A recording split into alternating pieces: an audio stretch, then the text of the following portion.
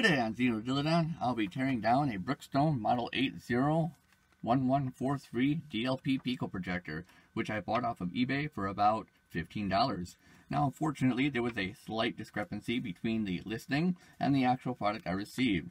This was listed as for parts only, and ironically, there's no problem with it at all. It works just fine. So I feel like a kid who just bought a coloring book that was already colored in. What am I going to do with this? Well, I'm not going to take it apart. So let's get on that.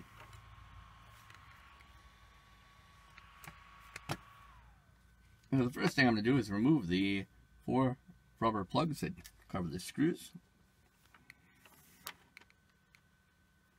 And to be fair, I did have to jump the battery from a cold off state. So it didn't charge initially, but definitely not for parts only. A sewing needle makes a great tool to get all these little rubber plugs. And then it's off to the Phillips screwdriver. Now, since this already works, there's not anything for me to go and investigate. So we're going to try and turn this into a learning situation and really investigate how these work in detail, instead of just focusing on trying to fix it.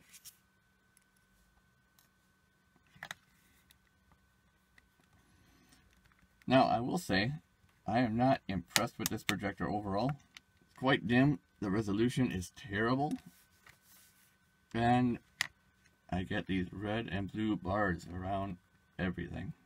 So, you got chromatic aberration, or something. It's garbage. Excellent build quality, but garbage.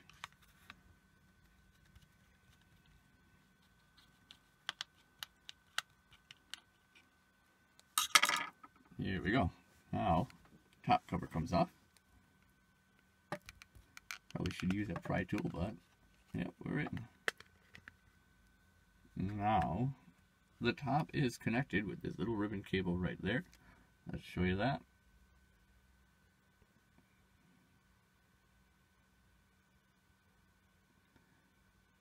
And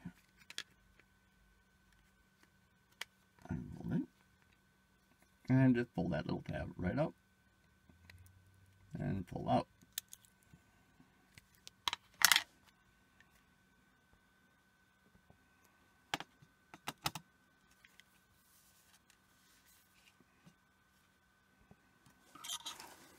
Alright, now, here's what we have. We have a cooling fan. We have a heat sink right here.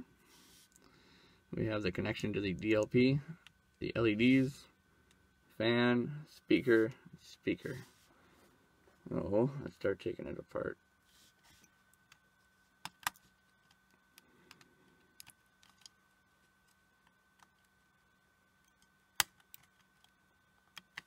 Come on out.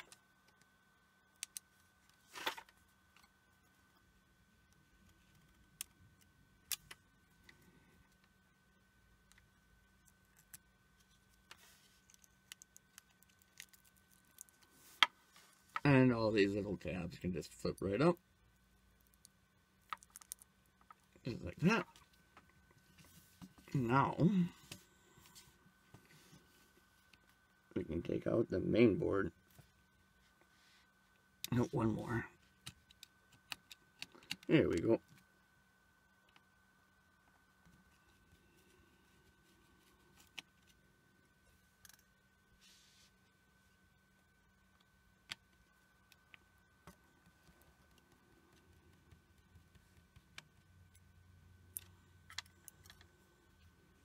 Alright, one more. That should be it.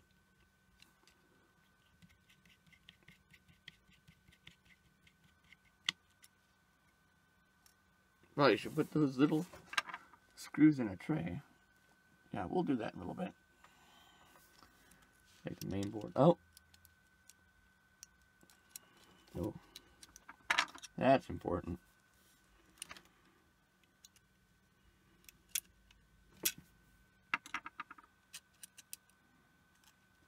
Alright,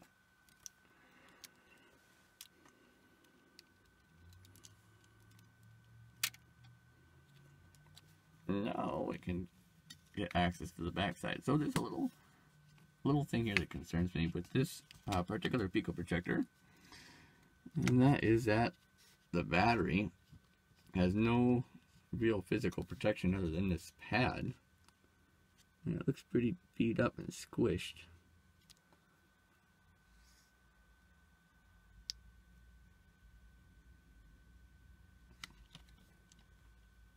Alright, now I'm going to desolder the battery so we can fully remove the main board.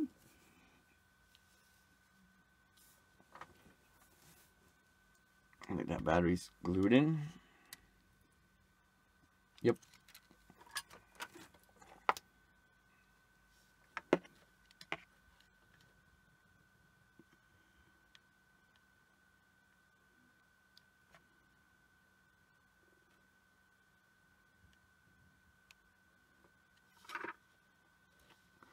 We don't want those touching. That would be disastrous. Take a look at the main board later. Continue pulling out the other parts. Alright, now I'm going to remove the fan. And then after the fan, the optical engine will be easy to pull out.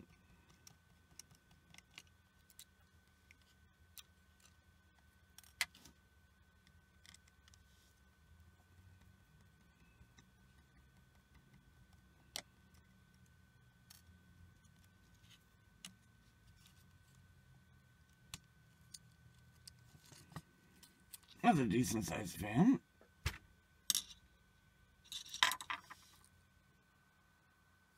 Pretty clean.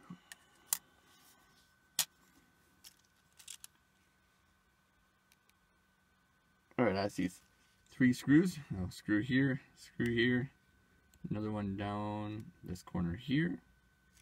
I'll get those out.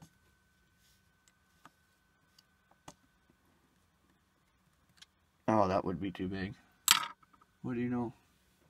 Doesn't make things easy, does it? Alright, a screwdriver has been located. Let's get inside. Yep. Alright, excellent. That is a nice heat sink on the side. A little dark. There we go. That wasn't much help. Yeah, there you go. Nice heat sink right here.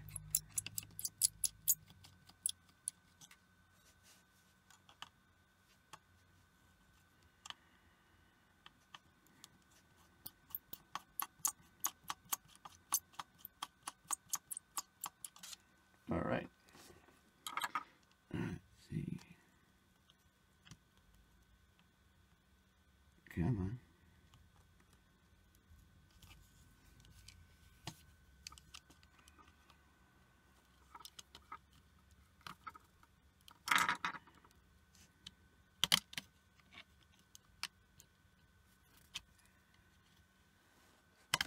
Hey, we're free.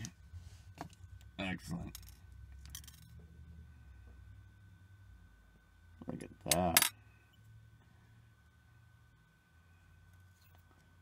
That's built like a tank.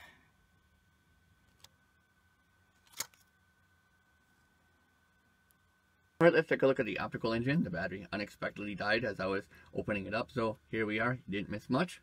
So far I've got this heat sink right here that was taken off the optical engine. And it's held on by that one screw right here.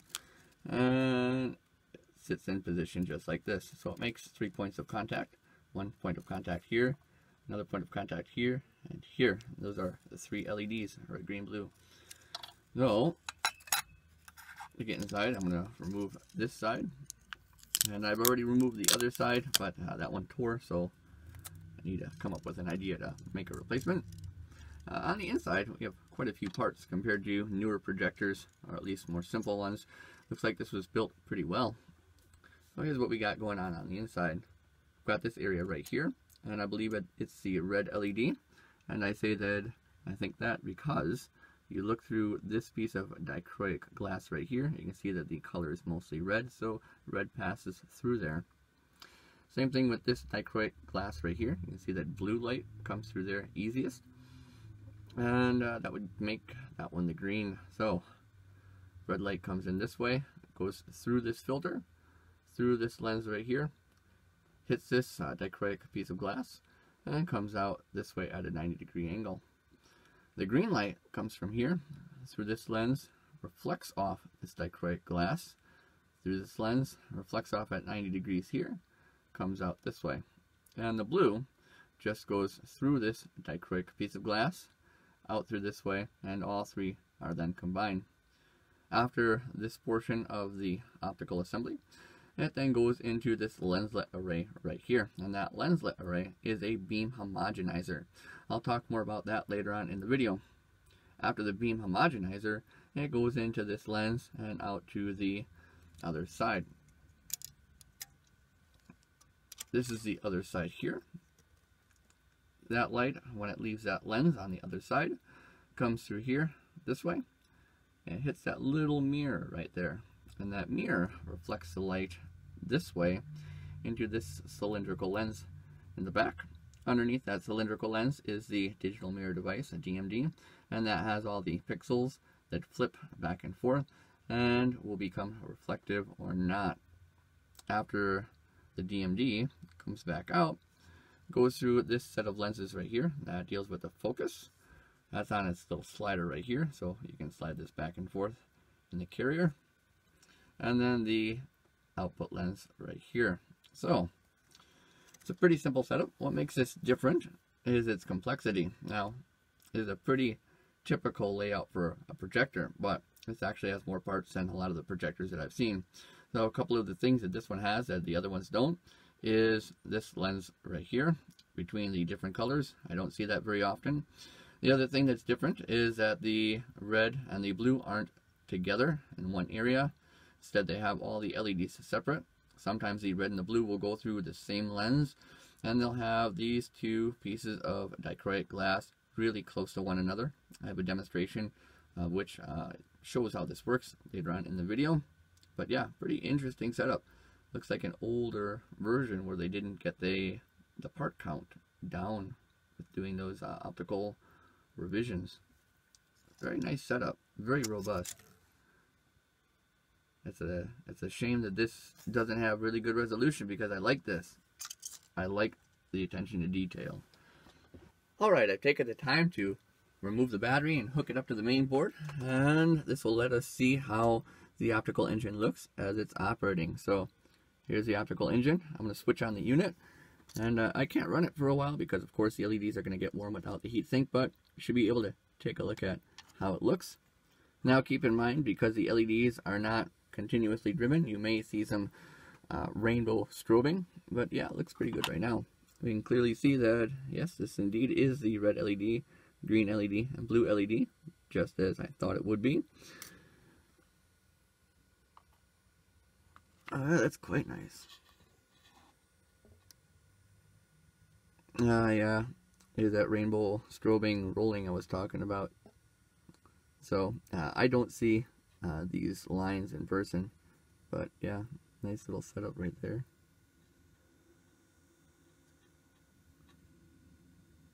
Oh yeah, they're getting pretty warm. Ooh, uncomfortably warm. Well, let's quickly take a look at the other side. I am now the heat sink.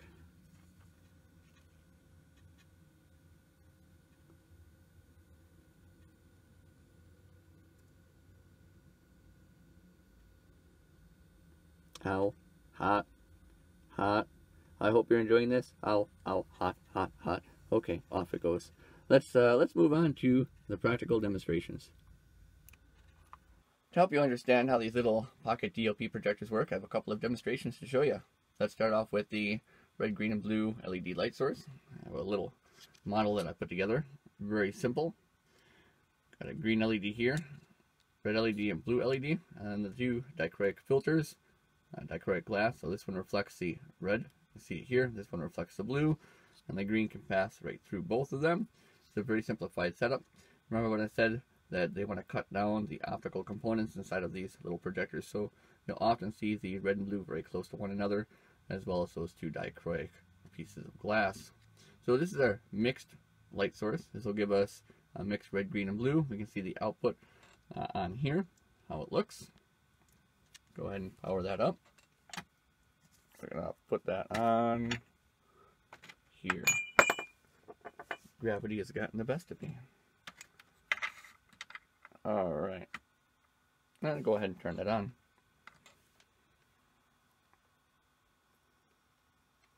Turn off the shop light so you can see that a little bit better contrast. There we go. And you can see that the light source isn't very well mixed. We got a lot of green here. Looks very blue in the center. You guys can't see it as much as I can, but it's a very uneven light source. It doesn't look very well blended, and you don't want that in your projected image on screen. So, how do they fix that? Well, that's what the beam homogenizer does. In a video projector, there are often two ways to homogenize the beam. The first one is to use little lenslet arrays like this. They'll have a pair of them, and how these work is they'll split up the output from the light source, do a bunch of little outputs, kind of refocus it, so that way all the light gets mixed together, and it's very uniform. This is called a Lenslet Homogenizer or micro lens array homogenizer. If you don't see that inside of a video projector, you may see the other version, which is like this, and that uses 4 little mirrors, so 1 mirror on each one of the sides, and that's called a kaleidoscope homogenizer. Now, the homogenizers that I just showed you won't work for homogenizing the output of these LEDs. The light source isn't a lamp, but I do have a homogenizer that will work. And this one I bought. It was like 30 bucks. It's for street lights and stuff. So this would sit on top of a cob LED. This is a hexagonal micro lens array. A wonderful piece of glass. Although not the best quality. Lots of surface imperfections. Oh, right there. That is a nice optic, nonetheless. Focus. Yeah. So how effective is this for cleaning up that output? Let's find out. Now I'm going to put this in front of the output of the LEDs. Just like that. Notice we have a hexagon right there now. But look at the output of the hexagon. Look at how smooth that is. It's a very uniform output of light. So of course, now that we have a way to give us a nice output, let's simulate what the digital mirror device does. We're going to change around the optical setup a little bit.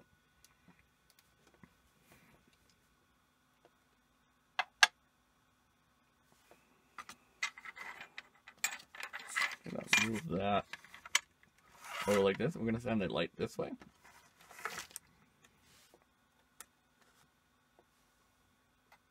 Beam homogenizer.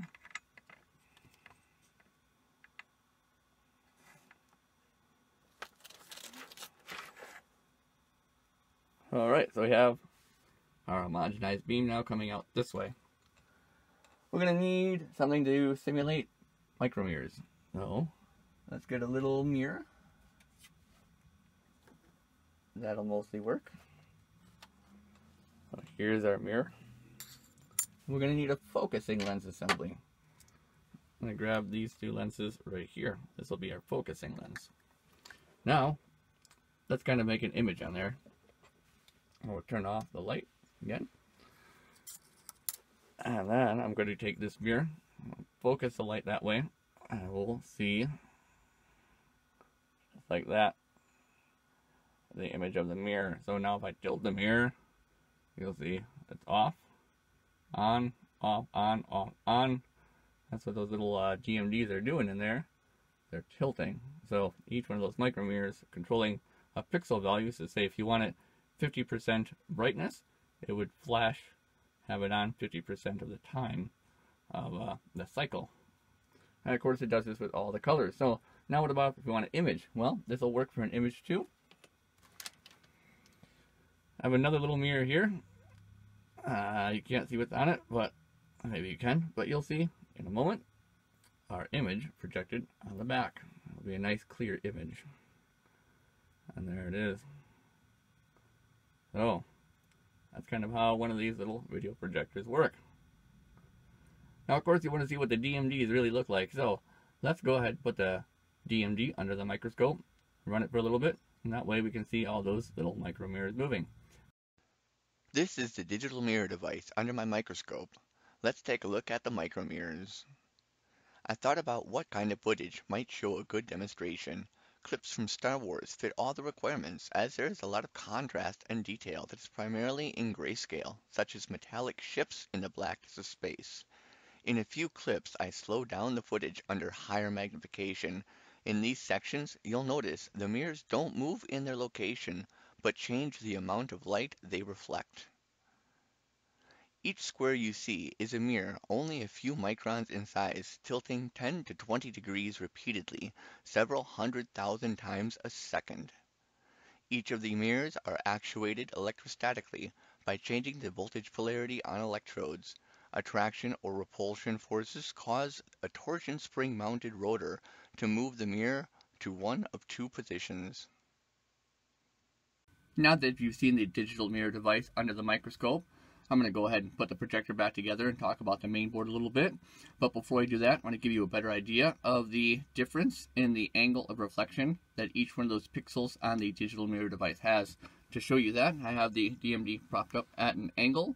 I'm going to go ahead and turn on the projector, and you should see a change on the surface of the digital mirror device. Now, the angle that it's propped up at currently is the same angle that it would be reflected and out through the focusing lenses. So the areas that are more silver are going to be the areas that are brighter on the screen, and the darker areas are going to be where it's doing the color modulation, darker areas on the screen. So right now we see the no signal image that's popped up on the DMD. It's quite small. Let's go ahead and try to get a better view of that. Flying camera action away.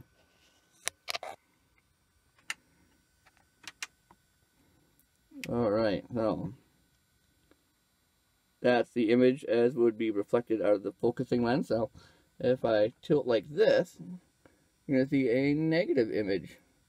And that negative image is what would be reflected back into the video projector and not out of the focusing assembly. So you wouldn't see it like that. All those silver areas would be reflected back into the projector. Go ahead and get a closer view on that.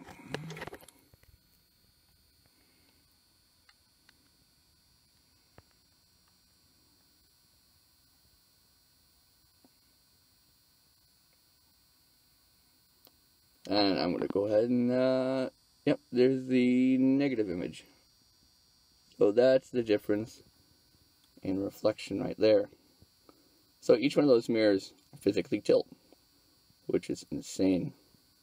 At this point, I got the projector mostly put back together. I just have to put the top back on, but I figured it'd be easiest to handle the main board when it's all together. That way the battery isn't flopping around anymore. So what I'm going to do is I'm going to pop off this EMI shielding. And I figure that way we can get a good look at what's on the board. The other side really doesn't have much going on, so everything should be fairly visible from just this side. There we go. EMI shielding. Alright, let's take a good look at this main board here, see what's going on. I'm going to start over on this section where the power comes in. So that's where the 12 volts comes in. Now I'm thinking that this section of the board right here is going to be for the charge regulation from 12 volts to 8.4 volts for those two lithium ion cells. I got this little section right in here. You'll notice it connects where the speaker connects to. So I'm betting that this little square IC here is the audio amplifier. There's some capacitors going out there too. Got a couple of transistors. I think it's for maybe regulating the fan. The fan might run continuous. Let's see. Over here in this section, I have a lot of things.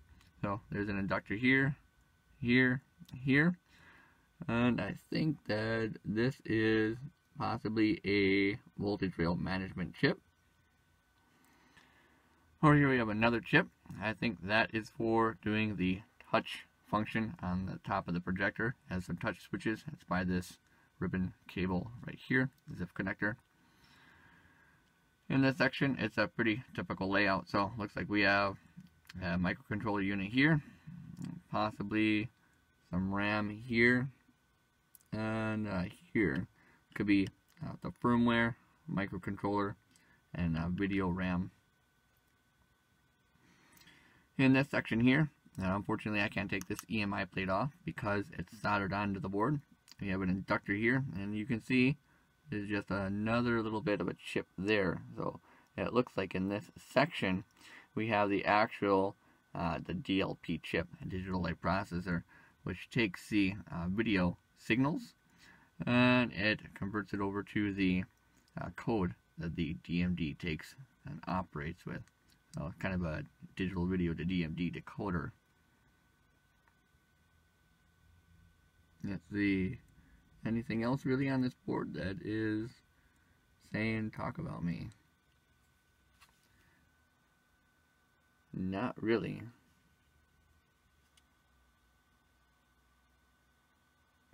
Yeah, it's a pretty basic unit. Oh.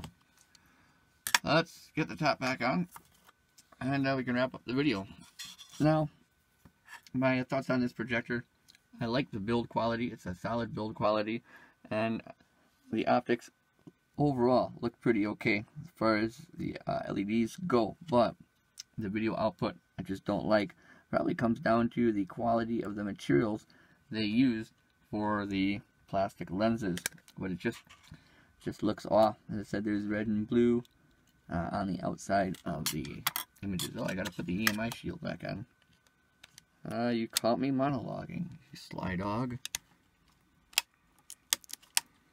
Alright, now I can put the top back on. But yeah, I mean, the build quality is great. It stays relatively cool with the fan. They didn't skimp on anything as far as the hardware. Even the points where the screws go in, a lot of them have brass inserts. So I don't no worries about stripping out the plastic. Downsides of this projector are that I should probably do this, concentrate on what I'm doing. Downsides of this projector are that it does need an external video source. It's only HDMI, so it does not play media on its own. Otherwise, it's not bad. I don't know, I can't be too hard on these things because, let's be honest, when I was a little kid, something like this was just in my imagination. I used to sit there and just think about how cool it would be to have something the size of a pocket would make video projections. Oh, it's a kind of a childhood dream to hold any of these in my hand. Alright, probably should test the buttons, see if they work.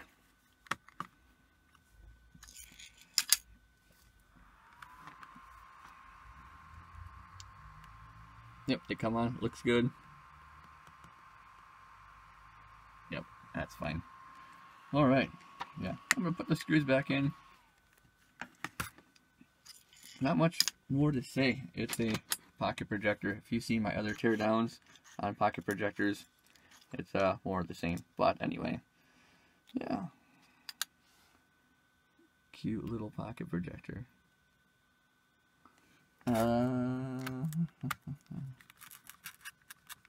Well, you can stick around and watch me put these in. But that's it for this video.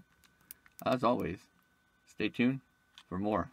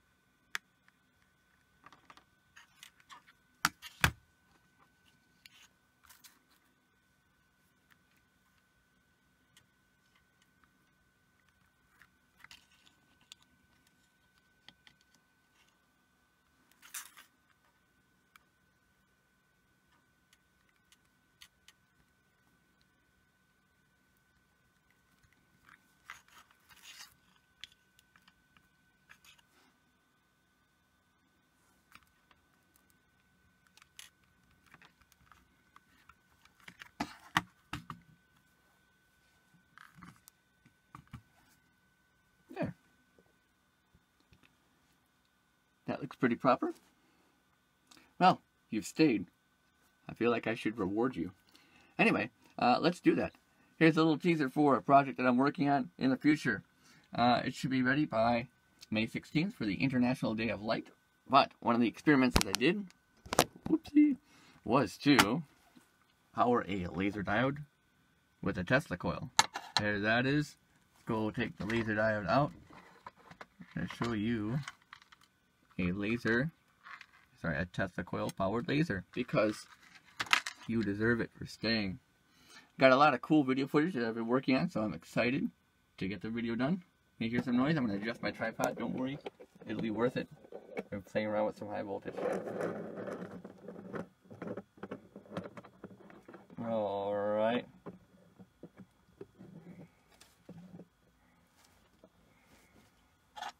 Tesla coil.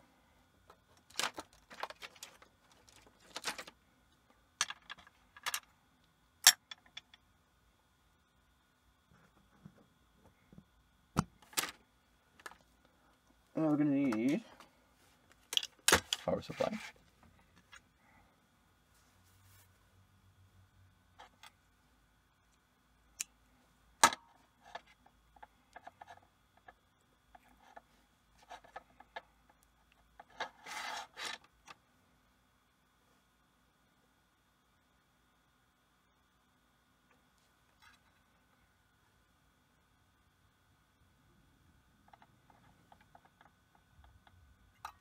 Oh no, you have fallen.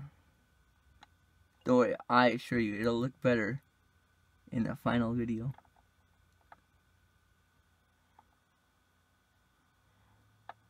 We'll just put that there, that'll be fine, right?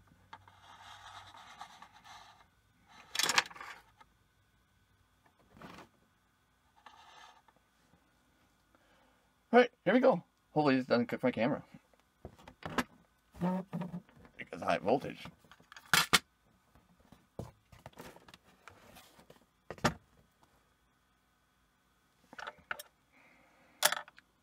Here we go.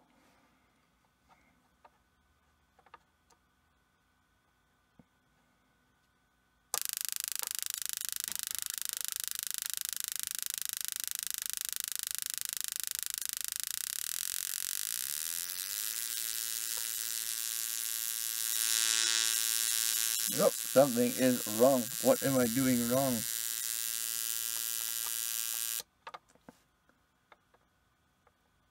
Oh, it's arcing to the case. I can't do it that way. And there is science. Sorry, there is solder there. This video is taking quite a turn. I'm just trying to reward you guys. That's it. That's all I'm doing.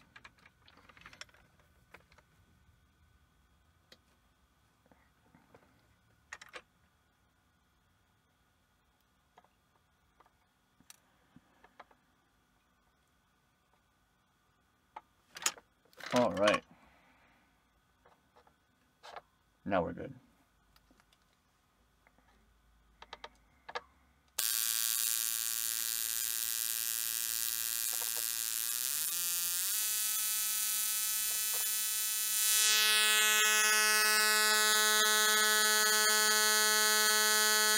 Yeah, it's gonna be a good video.